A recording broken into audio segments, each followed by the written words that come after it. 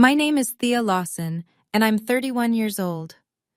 3 weeks ago, my mother looked me in the eye at my grandmother's will reading and said, "You were always her least favorite." She said it in front of 14 people, my father, my brother, 2 lawyers, family friends, and she smiled while she did it.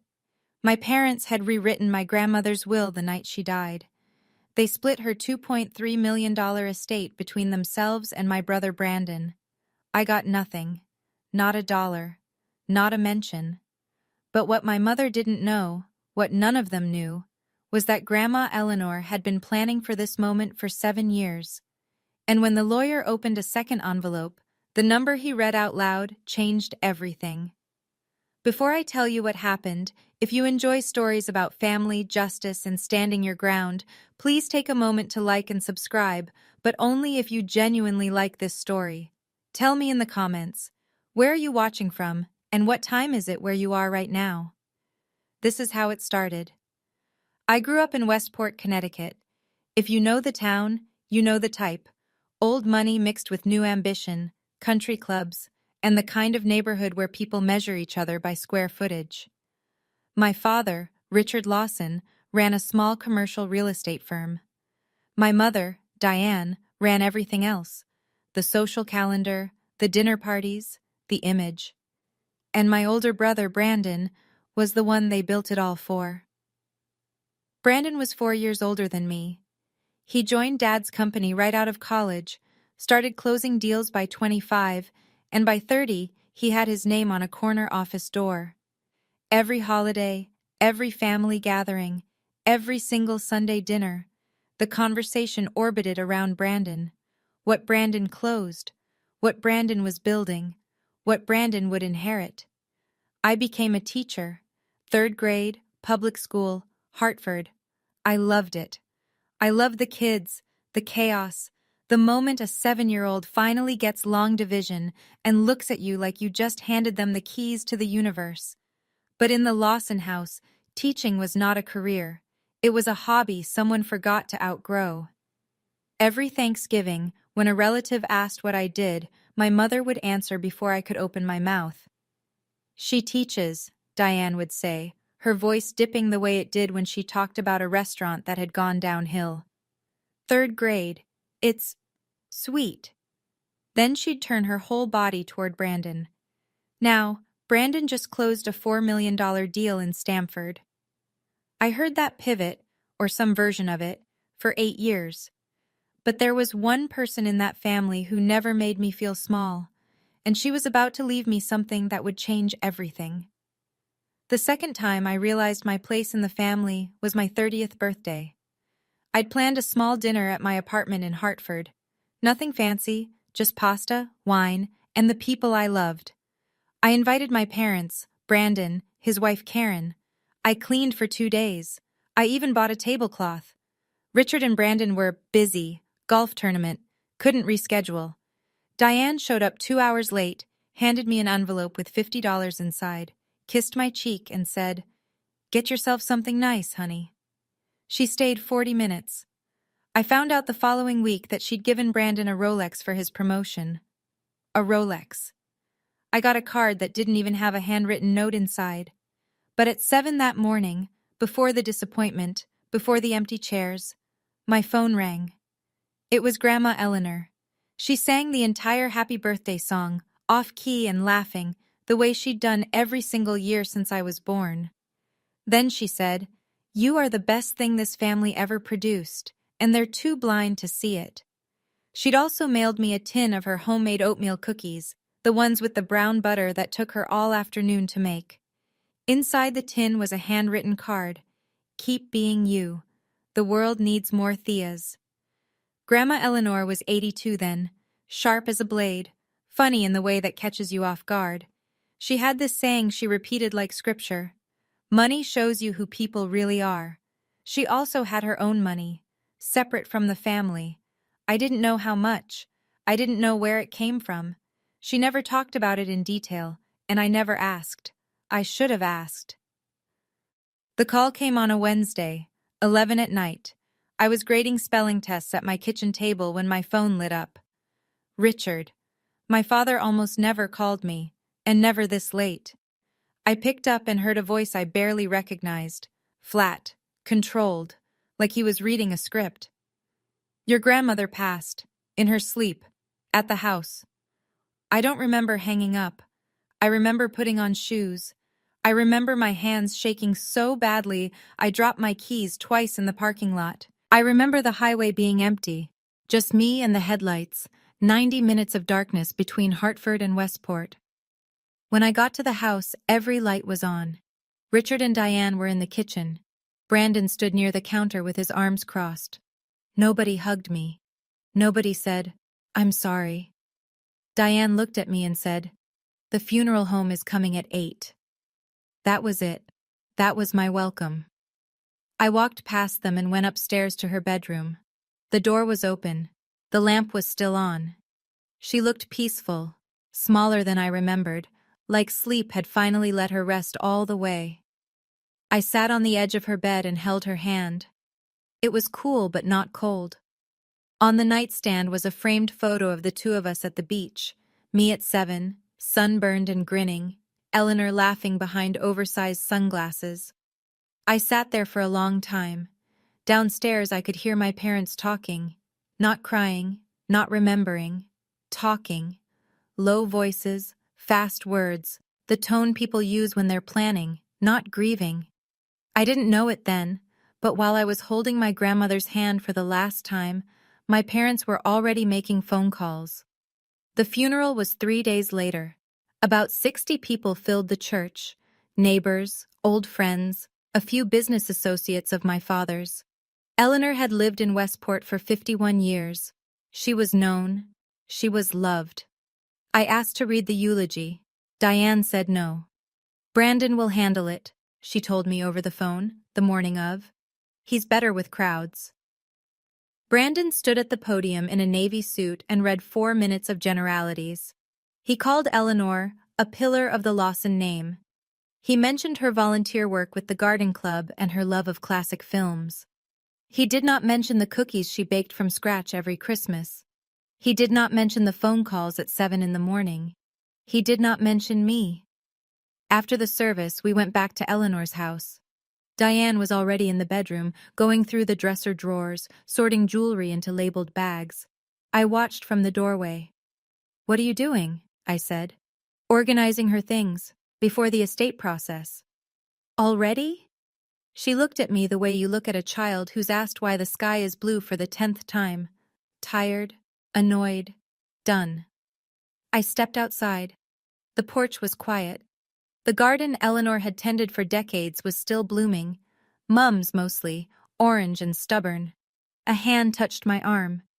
Maggie Holt, 78 years old. Eleanor's next-door neighbor for over 40 years. She'd been at every birthday, every holiday, every hospital visit. She squeezed my hand and looked straight at me. "Your grandmother talked about you every single day," she said. Then her eyes narrowed, just slightly. "She was smarter than all of them, remember that." It sounded like a warning, not sad, not gentle, like she was giving me armor I didn't know I'd need. 5 days after the funeral, I called my father. "I wanted to ask about the estate paperwork," I said. "Am I included in the will?" Silence. 3 seconds, maybe 4. "Mitchell's handling it," Richard said. Mitchell was the family's lawyer. Alan Mitchell, same firm for 20 years. "You don't need to worry about that." "Am I included?" I asked again. "We'll discuss it at the reading." He hung up. I called Brandon next. He picked up on the 4th ring, and I could hear Karen saying something in the background. "Look," Brandon said, his voice careful. "I don't know all the details, but Mom and Dad said they'd explain everything at the meeting." He knew something. I could hear it. That slight rise in pitch, the way he gets when he's holding back. Brandon was never good at lying. He was just good at staying quiet. That night, I sat at my laptop and looked up Connecticut probate law. I read about wills, amendments, and timelines. I learned that if a will is altered after someone dies and a beneficiary doesn't object in time, they can lose everything. The clock was already ticking, and I hadn't even seen the document. Then something arrived in my mailbox. A letter. Thick, cream-colored envelope. Return address, Kessler and Webb, attorneys at law. A firm I had never heard of. Inside was a single page. It read, Estate of Eleanor Lawson. Separate matter.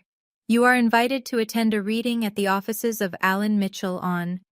It listed the same date, same time, same address as the family reading.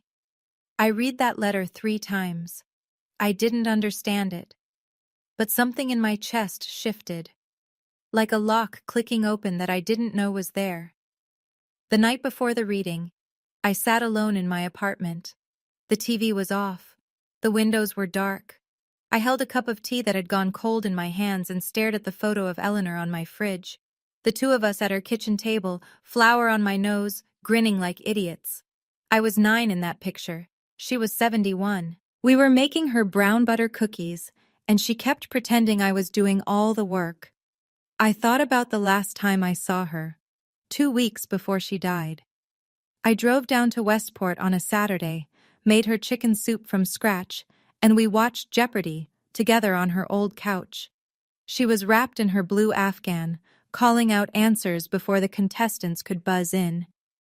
Before I left, she grabbed my hand, held it tight, looked at me with those clear gray eyes. Whatever happens, she said, you're taken care of. Do you understand? I thought she meant emotionally. I thought she was being a grandmother. Warm, reassuring, a little dramatic. I smiled and kissed her forehead and said, I know, Grandma. I didn't know anything. That night, I went to my closet and pulled out the navy blazer she'd complimented the last time I wore it. You look like a woman who knows what she's worth, she'd told me. I pressed it, hung it on the door handle, laid out a white blouse and slacks. I picked up the letter from Kessler and Webb and slid it into my bag. I didn't know what was in that second envelope, but I knew my grandmother, and my grandmother never did anything without a reason. I set my alarm for 6. I didn't sleep until 3. The reading was at 10 in the morning, at the law offices of Alan Mitchell in downtown Westport. A second-floor conference room with a long oak table, leather chairs, and a wall of windows that let in too much light for the kind of conversation we were about to have. I arrived 10 minutes early. I was not the first. Richard sat at the head of the table like he owned the room. Diane was beside him in a black dress and pearls, her posture perfect, her hands folded. Brandon was next to Karen, his wife, who was scrolling her phone with one thumb. Greg and Laura, cousins from my uncle's side, sat near the middle, looking like they'd rather be anywhere else.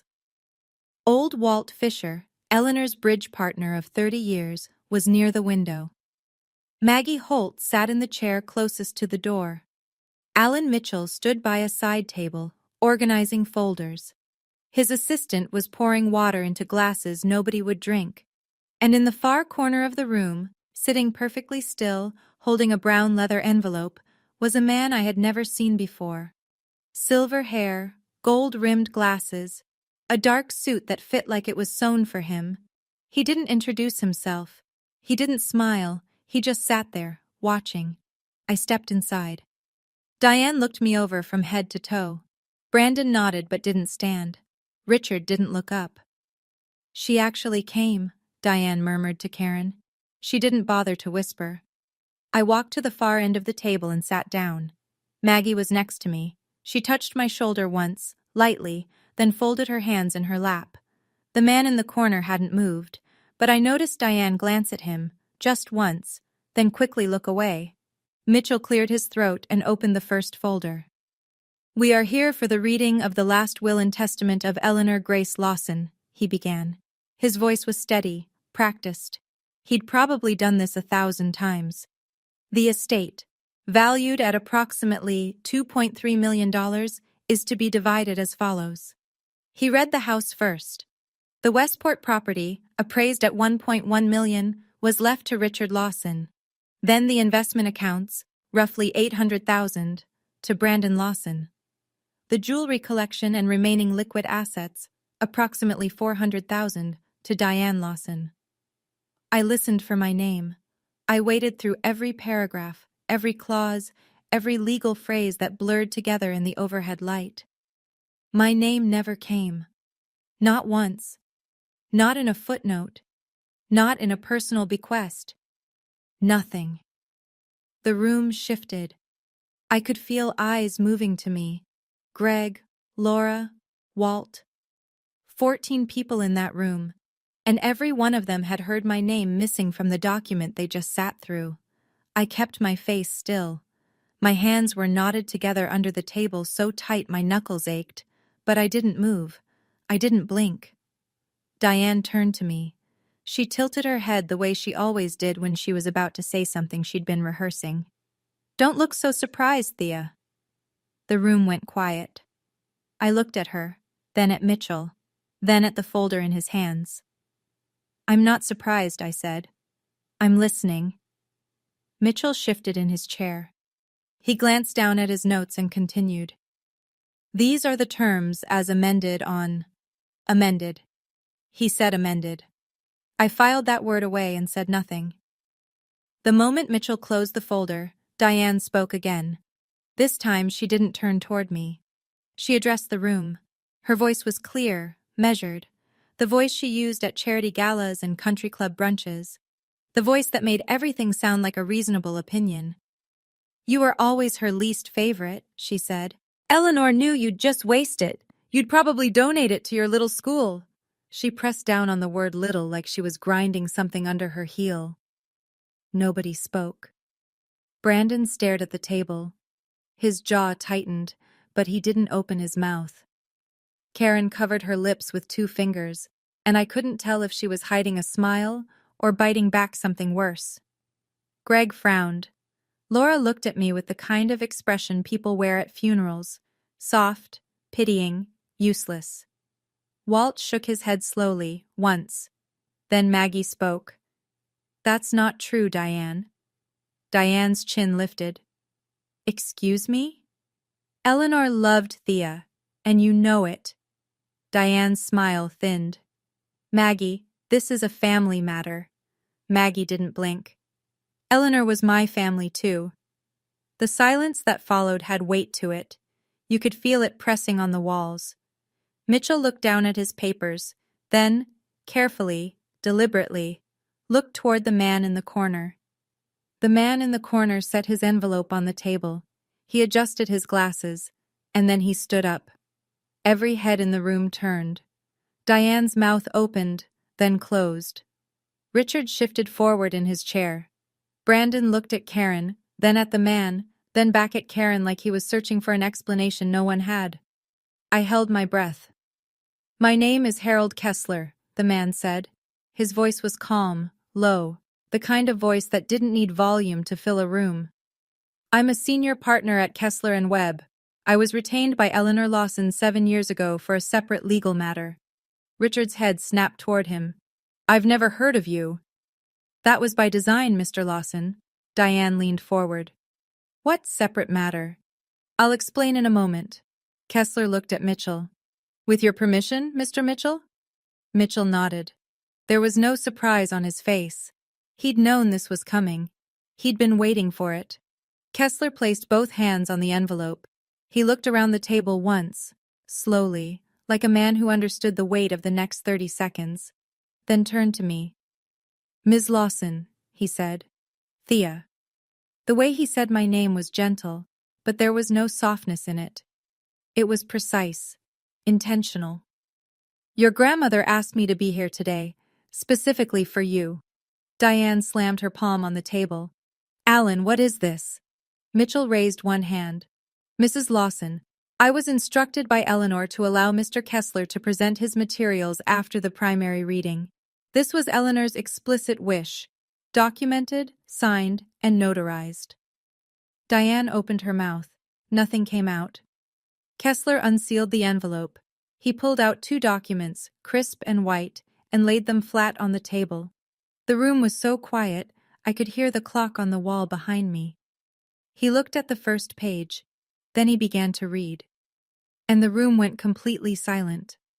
The kind of silent that isn't empty, but full. full of held breath, full of 14 people realizing, at exactly the same moment, that this meeting was not over. Before I tell you what was in that envelope, I want to ask you something. If you were in my seat right now, what would you be thinking? Drop a 1 in the comments if you'd be terrified. Drop a 2 if you'd be hopeful. Drop a 3 if you already know exactly what Grandma Eleanor did. Let's see who figured it out. Now, back to the reading. I need to go back for a moment, because what happened next in that room won't make sense unless you understand something about my grandmother. 4 years before she died, I visited her on a Sunday afternoon. It was raining. She was at the kitchen table with a stack of papers, reading glasses low on her nose, a cup of black coffee at her elbow. Financial documents, legal looking. She had a yellow highlighter in one hand and a pen in the other. "What's that, Grandma?" I asked. She didn't look up. "Insurance." "Like health insurance?" She laughed. A real laugh, the kind that came from her chest. "No, sweetheart. Insurance against greed." I thought she was joking. Eleanor had a dry sense of humor that could cut through steel, and half the time I didn't know if she was being funny or delivering a verdict. I let it go. Made us sandwiches. Watched her finish her paperwork in silence. There was one other thing. In her bedroom, on the top shelf of the closet, Eleanor kept a small wooden box. Dark cherry finish. Brass latch. Locked.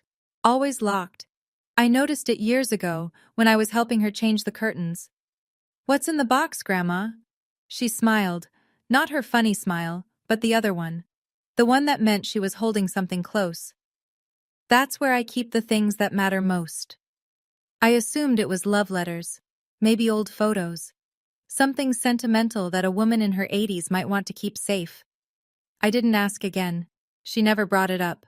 And sitting in that conference room 7 years later, watching Kessler smooth the documents on the table, I had no idea that both of those moments, the insurance and the box, were about to come full circle. Back in the conference room, Kessler had the documents in front of him. The room was still. Diane's hands were flat on the table. Richard's jaw was clenched so hard I could see the muscle pulsing near his ear. Brandon sat rigid, his eyes fixed on the papers in Kessler's hands like they were ticking. I reached into my bag. My fingers found the letter, the one that had arrived 5 days ago, cream-colored, heavy stock. The return address I hadn't recognized, Kessler and Webb. Estate of Eleanor Lawson. Separate matter. Same firm. Same name. Same man now standing at the far end of this table. That's when I understood. My grandmother hadn't just written a will with Alan Mitchell. She'd built something else. A separate system, a separate structure, entirely outside this family's reach. She had used a different lawyer, a different firm, and she had done it in silence. For years. I looked around the room. Richard was leaning forward, both hands gripping the armrests of his chair. Diane had gone pale, not the dramatic pale of someone performing shock, but the actual color draining from a face that just realized control was slipping. Brandon looked at Karen. Karen looked at the floor. Kessler cleared his throat softly. "I have here," he said, "a certified copy of an irrevocable trust, established by Eleanor Grace Lawson on March 14th, 7 years ago, through our firm." He paused. "With full capacity certification," he added, as though placing a period at the end of a sentence no one could argue with. Then he looked at Diane, then at Richard. Then he turned the page. I stopped breathing. Kessler spoke the way engineers explain bridges. No emotion, just load-bearing facts. "An irrevocable trust," he said, "once executed, cannot be altered, amended, or revoked by anyone, including the grantor. It exists outside the probate estate. It is not subject to the will you just heard." Diane's voice came fast. "What does that mean?" "It means this trust was never part of the estate Mr. Mitchell just read. It was established separately, funded separately, and managed by our firm for 7 years. It has its own assets, its own terms, and its own designated beneficiary." Richard's voice cracked on the first word. My mother never mentioned any trust. Kessler looked at him the way a man looks at a door he's already locked. She was under no obligation to Mr. Lawson. The room was so still I could hear someone's watch ticking. Maybe it was mine. Brandon broke first. He leaned forward, elbows on the table, his voice tight. Who's the beneficiary? Kessler turned to me. Not a glance, not a casual look. He turned his entire body and looked directly at me. And in that moment I understood why my grandmother had chosen him. He wasn't performing. He wasn't enjoying this.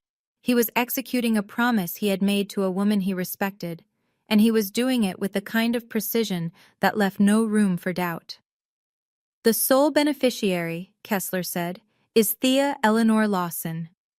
The room exhaled, not relief, not shock, but something in between. A sound like a held note finally being released. Diane whispered it, almost to herself. How much? The clock ticked. Kessler turned the page. Kessler read it the way he read everything, evenly, without decoration. The trust is valued at approximately $11,400,000. Silence. Not the kind of silence that comes from confusion. The kind that comes when a room full of people hears something so far outside their expectations that their brains need a moment to catch up. 3 seconds passed. Diane's knees gave out. She didn't faint. It wasn't that clean. She buckled sideways, grabbing the edge of the table with one hand while the chair slid beneath her. Karen reached for her arm and caught her just before she hit the floor. They lowered her into the seat, and Diane sat there, mouth open, staring at Kessler like he'd spoken a language she'd never heard. Richard didn't move. He stood frozen, one hand white-knuckled on the back of his chair.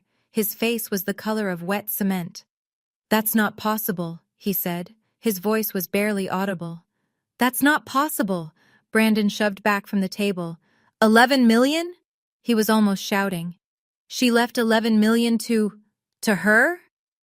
Greg and Laura exchanged a look, wide-eyed, wordless. Walt Fisher took a handkerchief from his breast pocket and pressed it to the corner of his eye. He said it softly, but everyone heard. That's my Eleanor. Maggie Holt didn't move. She sat with her hands folded, her chin steady. She nodded once, slowly, like a woman watching the final piece of a very long plan fall exactly where it was supposed to. And me? I didn't speak. I didn't smile. I didn't cry. I looked down at my hands, folded in my lap, and for the first time in as long as I could remember, they weren't shaking. Richard was the first to pivot. He turned on Mitchell, and his voice had the sharp edge of a man who'd spent 40 years closing deals and never once being the one left out. Did you know about this? Mitchell folded his hands. I was informed this morning that Mr. Kessler would be attending. And you didn't tell me? It was Eleanor's instruction, Richard. Richard's neck flushed red. He looked like he wanted to throw something, but he was too aware of the room, the witnesses, the 14 pairs of eyes recording every word. Diane stood up. Her composure was gone, her voice high and cracking. This is fraud. She was 83 years old. She wasn't in her right mind. Kessler opened the second page of the document and turned it so the room could see. Mrs. Lawson, Eleanor completed a full cognitive and psychiatric evaluation at the time the trust was established. I have the physician's certification here. He tapped the paper once. She was 76, fully competent. The evaluation was conducted independently and is on file with the state. Diane's jaw tightened. I don't care. We'll contest this. An irrevocable trust is, by definition, uncontestable by family members who are not named beneficiaries. Your attorney can confirm that. Mitchell nodded. Barely, but he nodded. Brandon cut in. This isn't fair. I looked at him. I kept my voice level, my hands still. You just inherited $800,000, Brandon. He blinked.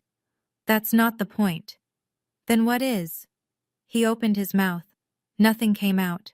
He looked at Karen, who looked at the floor. No one else spoke. The room had shifted. And everyone in it knew it. Diane changed tactics the way a weather front changes direction, fast, invisible, and without warning. The anger drained from her face. Her shoulders softened. Her eyes filled with tears that appeared so quickly I wondered if she'd been saving them. She turned to me, reached across the table, and opened her hand. "Thea, honey," she said, her voice trembling just enough to sound broken. "I know we haven't always been perfect, but we're family. Your grandmother would have wanted us to share." I looked at her hand.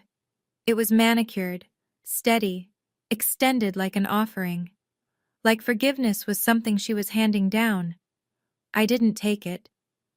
"Grandma wanted exactly what she put in writing," I said. "She had 7 years to change her mind. She didn't." Diane's expression crumbled, or rather, rearranged. "You're going to punish us? For what?" "I'm not punishing anyone. I'm honoring her wishes." Richard spoke from across the table, his voice low and cold. "Your grandmother was manipulated. Someone talked her into this." Kessler didn't flinch. "Mr. Lawson, I've known Eleanor for 22 years. No one talked Eleanor into anything, ever." Maggie leaned forward. "He's right. Eleanor was the sharpest person I've ever known." Richard turned on her. "This doesn't concern you, Margaret." "It does," Maggie said. She straightened her back, and her voice had a quiet steel to it that I'd never heard before. "She asked me to be here today, as a witness." That landed. Greg's eyebrows went up. Laura covered her mouth. Mitchell looked at Kessler, and Kessler gave the smallest nod, a confirmation between professionals. Eleanor hadn't just planned a trust. She'd arranged an audience, and she'd cast every role. Brandon stood up. His chair scraped the floor so hard it left a mark. Karen reached for his arm. "Sit down, Brandon." "No." He pulled away. He started pacing behind his chair, one hand running through his hair, the other pressed to his hip. His face was flushed, his breathing shallow. He didn't look angry anymore. He looked like something had cracked. "This doesn't make sense," he said.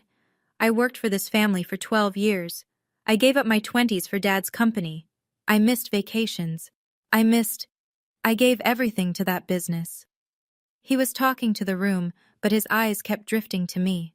I looked at him, really looked, and for the first time, I didn't see the golden child, the favorite, the one who got the Rolex and the corner office and the Sunday dinners designed around his schedule.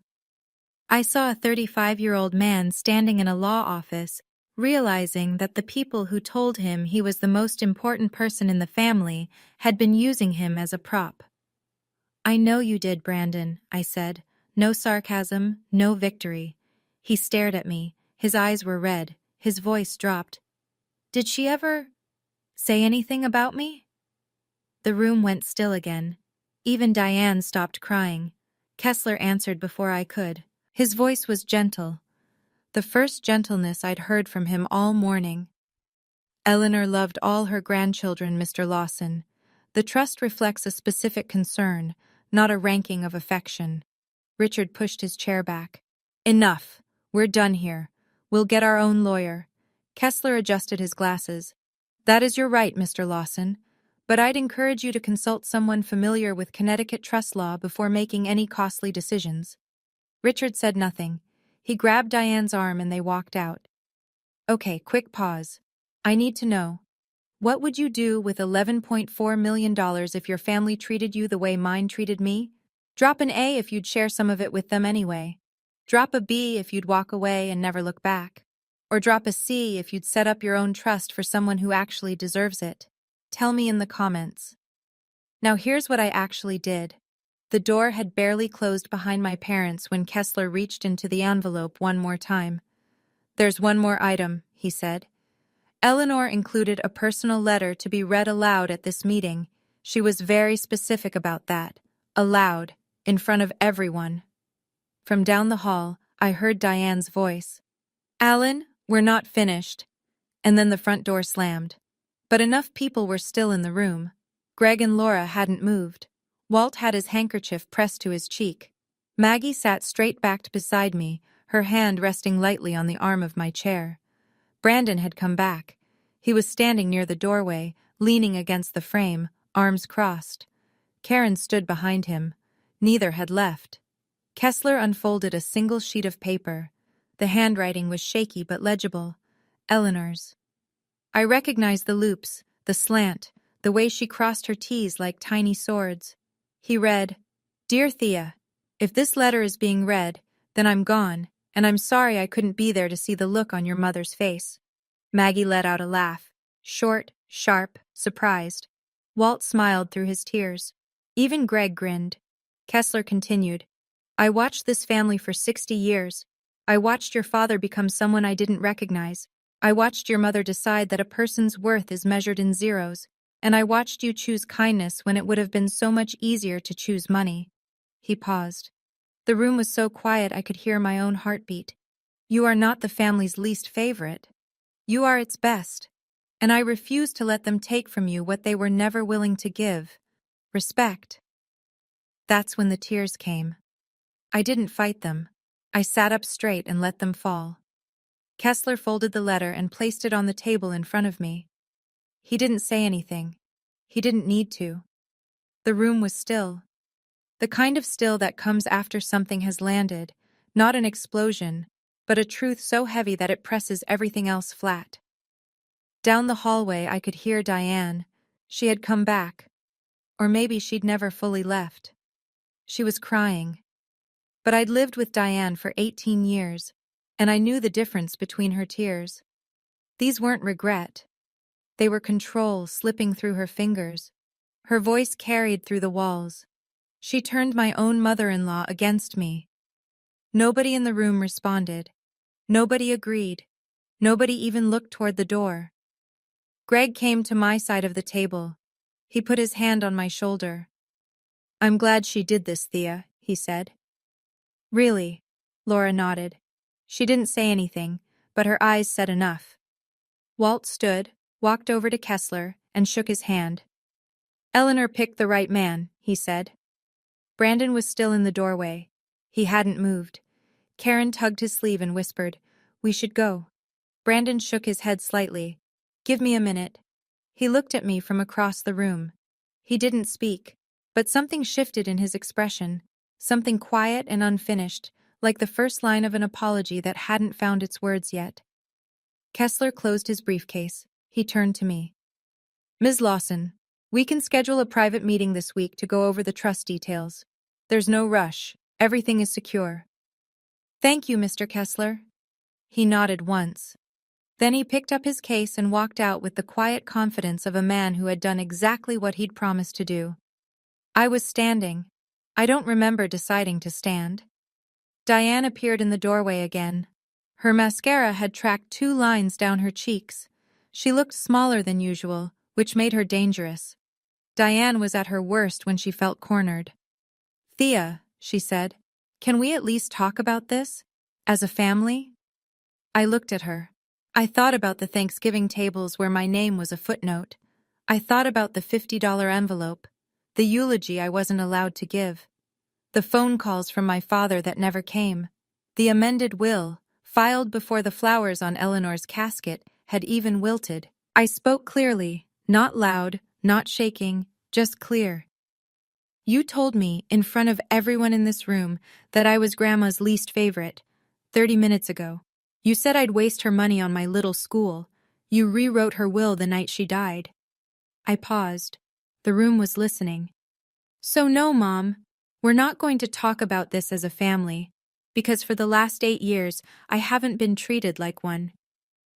Diane's mouth opened. Nothing came. I picked up my bag. I looked around the room once, at Greg, at Laura, at Walt, at Maggie, at Mitchell, at Brandon still leaning in the doorway. Then I looked at Brandon. "For what it's worth," I said, "she loved you too. She just knew you'd be okay without the money." Brandon swallowed. His eyes were wet. He nodded. Once, slow, like it cost him something.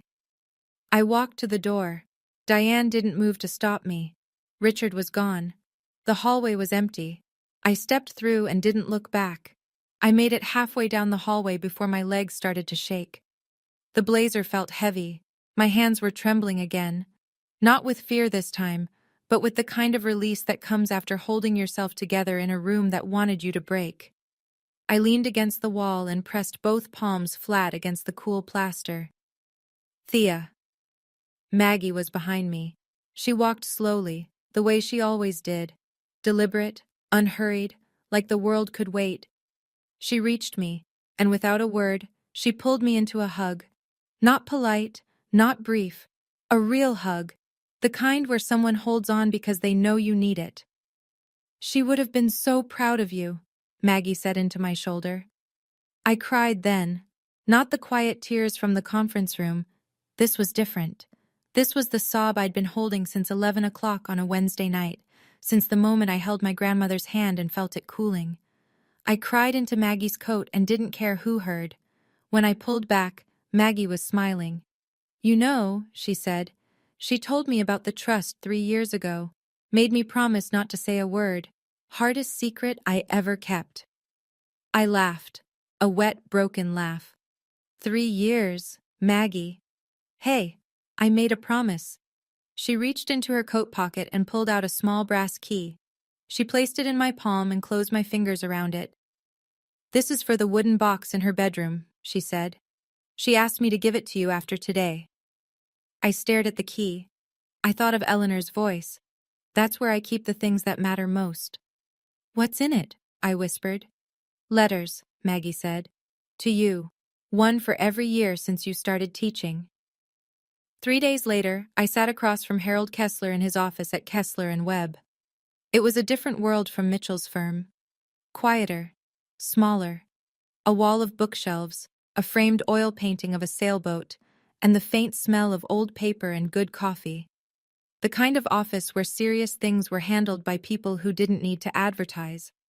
Kessler laid out the trust documents across his desk. The trust includes a portfolio of blue-chip equities, 2 rental properties in New Haven, both owned by Eleanor prior to her marriage, and a brokerage account she funded over the past 2 decades. Total current value, $11.4 million. I stared at the numbers. They didn't feel real.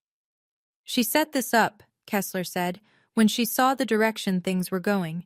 She told me, and I'm quoting directly, "My son is becoming his father, and my granddaughter is the only one who isn't." I closed my eyes. I could hear her voice in those words. Did she consider including Brandon? I asked. She did, but she concluded that Brandon would receive adequate support from Richard and Diane. You would not.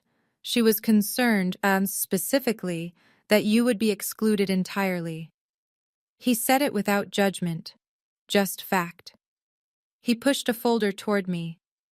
This contains the asset detail, the disbursement schedule, and a recommendation for a financial advisor our firm trusts. There's no pressure. You can take whatever time you need. I looked at the folder. My hands were shaking again. I'm a teacher, Mr. Kessler. I don't know how to manage this. He smiled. The first full smile I'd seen from him. That's exactly why Eleanor chose you. She said, anyone who'd choose a classroom over a boardroom has the right priorities. I drove back to Hartford that evening with the folder on the passenger seat, untouched, like it might bite. Over the next 2 weeks, I made decisions. Slowly, carefully. The way Eleanor would have. I kept the trust intact. I didn't pull out a dime beyond what I needed to set up a meeting with the financial advisor Kessler recommended, a woman named Sandra Reyes, who specialized in long-term wealth preservation and didn't flinch when I told her I made $46,000 a year. I kept teaching. Same school, same classroom. Same 22 third graders who still couldn't remember the difference between there, and there. I set aside $200,000 to create a scholarship fund at my school. I named it the Eleanor Lawson Scholarship, for students from families that couldn't afford school supplies, field trips, or the things that make a kid feel like they belong. The principal cried when I told her. I almost did too. I kept the 2 rental properties in New Haven. Steady, modest income. The kind of investment Eleanor believed in. Not flashy, just reliable. I didn't buy a new car. I didn't move. I didn't post anything on social media. I didn't call anyone to brag. I drove my 2017 Honda Civic to work every morning, and I came home every night to a one-bedroom apartment that smelled like coffee and red pen ink. The only people I told were Maggie and two colleagues at school, women I trusted, women who understood. Then I wrote an email. Short, clear, final. I will not be contesting the original will. The trust is a separate matter and will remain as Grandma intended. I wish you well, but I need space. Please respect that. I hit send. I turned off my phone. Diane called 7 times in the first 2 days. I didn't answer. I let the voicemails pile up like a record of everything I'd already spent 31 years hearing. The first one was rage. You're tearing this family apart, Thea. Your grandmother would be ashamed. The third was tears. I'm your mother. Doesn't that mean anything to you? The seventh was ice. You'll regret this.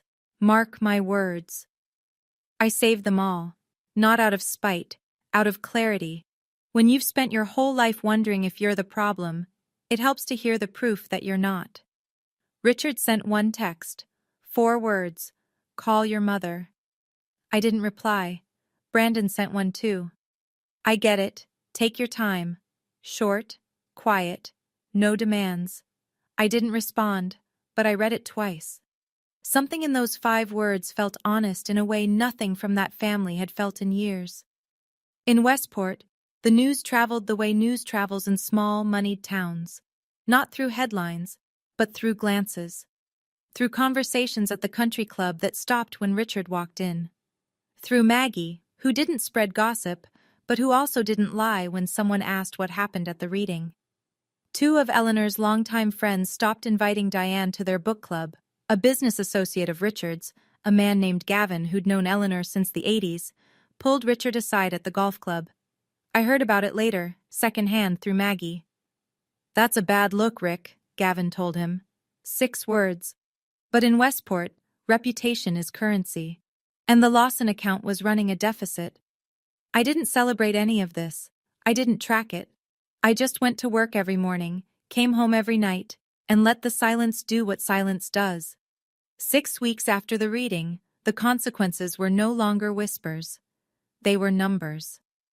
Diane hired her own attorney, a litigator from Stamford who charged $400 an hour.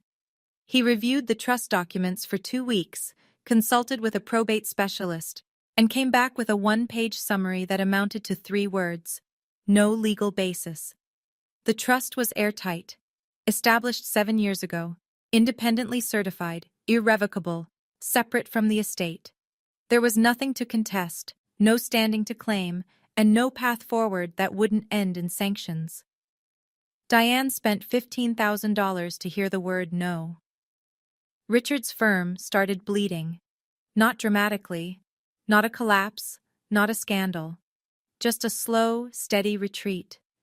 2 longtime clients, both of whom had known Eleanor personally, quietly moved their business to another agency. Neither called to explain. They didn't need to. The silence said enough. At home, Brandon and Karen were fracturing. Karen wanted Brandon to push harder, to hire lawyers, to make claims, to fight for what she called our share. Brandon started pushing back. Maybe Mom and Dad went too far, he told her one night. She slept in the guest room for a week. Meanwhile, at my school, the Eleanor Lawson Scholarship was approved by the district board.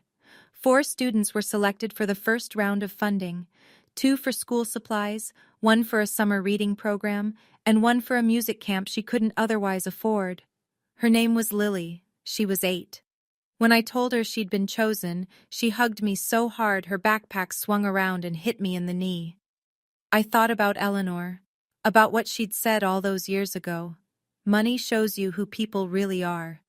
She was right. It also shows you what you can become. 2 months after the reading, my phone rang on a Tuesday evening. I almost didn't answer, but the name on the screen wasn't Mom or Dad. It was Brandon. I let it ring 3 times. Then I picked up. I'm not calling to ask for money, he said. His voice was tired. Not the tired of a long day, the tired of someone who's been arguing with himself for weeks and finally lost. Okay, I said. A pause. I heard him exhale. Somewhere behind him, a door closed. I just wanted to say, I should have stood up for you. At the reading. And before that. For years. I didn't respond right away. I let the silence sit between us, not to punish him, but because I'd learned that silence is where the truth has room to breathe. I'm not blaming Mom and Dad for everything, he continued. But I see it now. The way they treated you. How I benefited from it. I was part of that. Yes, I said. You were. Another pause. Longer this time. Can we start over? He asked. Not as the Lawson kids, just as brother and sister. I looked at the photo of Eleanor on my fridge, the flower on my nose, the grin. I don't know yet, Brandon, but I'm glad you called. He didn't push, he didn't bargain, he just said, okay, that's enough for now. We hung up.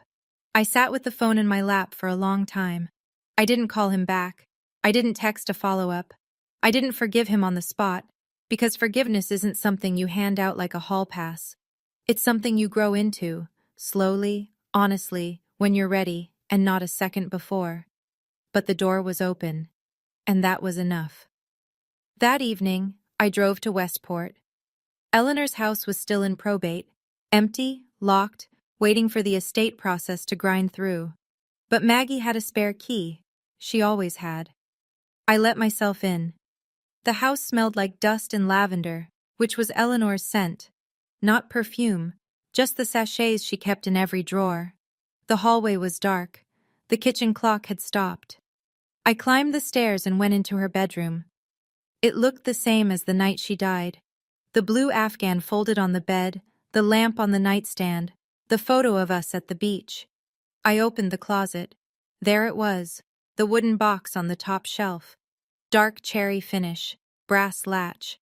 I took it down and sat on the edge of her bed, the same spot where I'd held her hand. The key Maggie had given me fit perfectly. Inside were 8 envelopes.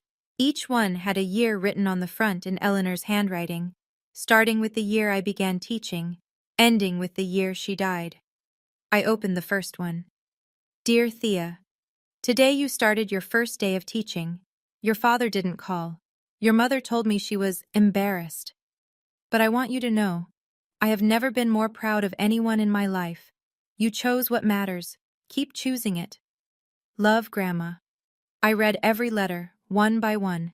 7 years of her voice, her humor, her fierce and steady love, all written in a hand that grew shakier with each envelope but never lost its clarity. The last letter was dated 3 months before she died. Dear Thea, this is probably my last letter. My hands don't work as well anymore. But I want you to know, everything is ready. You are taken care of, not because you need it, but because you deserve it. Love always, Grandma. I sat on the floor of her bedroom and held those letters to my chest. And I cried. Not because I'd lost her, but because I finally understood how completely I had been loved. People ask me sometimes if I'm angry at my parents. The honest answer is, sometimes. In the small hours, when the apartment is quiet and I'm staring at the ceiling, I still feel the heat of Diane's voice saying, least favorite, in front of a room full of people. I still hear the silence where my father should have spoken up and didn't. I don't think those memories go away. I think you just learn to carry them differently. But mostly, I'm grateful. Not to them. To her. I haven't spoken to my parents in 3 months. That's not revenge. That's peace. I don't owe them my presence just because we share a last name. Silence isn't punishment. Sometimes it's the healthiest thing you can choose. I still teach. Same school, same kids. I drive the same Honda Civic with the coffee stain on the passenger seat, and the reading is my superpower bumper sticker one of my students made me. The money didn't change who I am, but it changed what I can do. For myself, and for kids who remind me of who I was at 7 years old, sitting on a beach with the one person who saw me. 4 students received the Eleanor Lawson Scholarship in the first round. 4 kids who will go to music camp, get new backpacks, join the summer reading program. 4 kids who will know, even if they don't know the whole story, that someone believed in them. My grandmother couldn't protect me while she was alive. Not from them, not in the ways that mattered day to day. But she did the next best thing. She made sure that when they finally showed who they were, in front of witnesses, on the record, with no room to rewrite the story, I'd have something to stand on. And I do. I keep the letters in a fireproof safe now. Not because I'm afraid of losing them. I've memorized most of them anyway. But because they're proof. Proof that someone in my family loved me the right way. Quietly. Consistently. Without conditions. Last week, I went back to Eleanor's house one more time. The probate process is almost done. Richard will get the house, as the will says. I don't need it. I never did. I walked through the garden. The mums she planted are still there. Orange, stubborn, blooming without anyone telling them to. I sat on the porch swing she used to sit in every evening, the one where she'd read her mystery novels and drink tea and wave at Maggie across the fence. I thought about what I'd tell her if I could call her one more time at 7 in the morning. I'd tell her thank you. Not for the money, although that changed my life in ways I'm still understanding, but for the letters, for the cookies, for the birthday songs sung off-key, for the way she looked at me like I was already everything I was meant to be. If you're watching this, and you have someone like that in your life, a grandmother, a neighbor, a teacher, a friend who sees you when no one else does, call them. Today. Right now, if you can. Tell them what they mean to you. Because my biggest regret isn't the years I spent being invisible to my parents. It's that I didn't say thank you enough while she was still here to hear it. You don't need everyone to see your worth. You just need one person who refuses to let anyone take it from you. For me, that was Eleanor. I hope you find yours. That's my story. Now I want to hear yours. Drop a 1 in the comments if you've ever had a family member who protected you when no one else did. Drop a 2 if you've had to set a boundary with your own family. And drop a 3 if you're still waiting for your moment. If you want more stories like this, check the description. I've linked a few that hit just as hard. Thank you for listening.